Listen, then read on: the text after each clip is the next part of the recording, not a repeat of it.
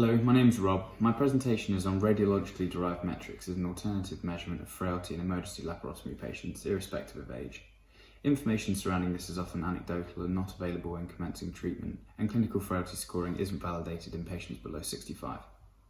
A more objective scoring of clinical frailty within laparotomy patients may improve outcome prediction within this patient group and better inform post-operative treatment decisions. Sarcopenia can be determined by radiological examination of skeletal muscle composition and used as a proxy measure for clinical frailty.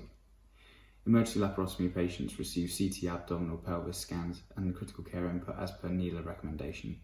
For no additional radiation dose, CT-derived frailty may offer a more objective measure of frailty in emergency laparotomy patients than current frailty scoring methods.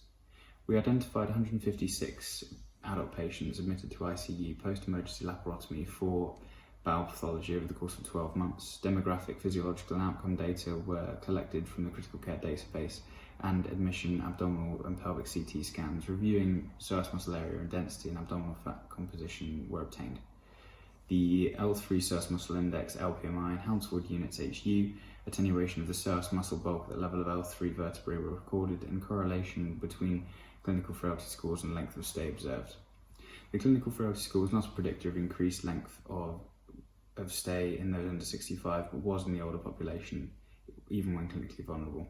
We found that LPMI was an independent measure of frailty relating to hospital stay, irrespective of age.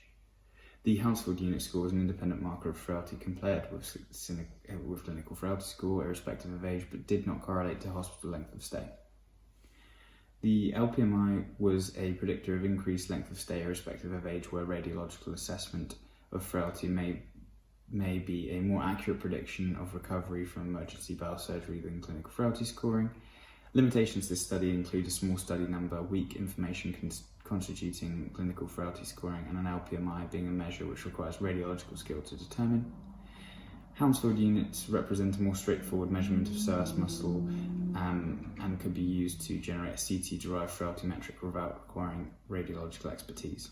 So LPMI is an independent measure for frailty which relates to length of hospital stay irrespective of age. The clinical frailty score is not a predictor of increased length of stay in those under 65.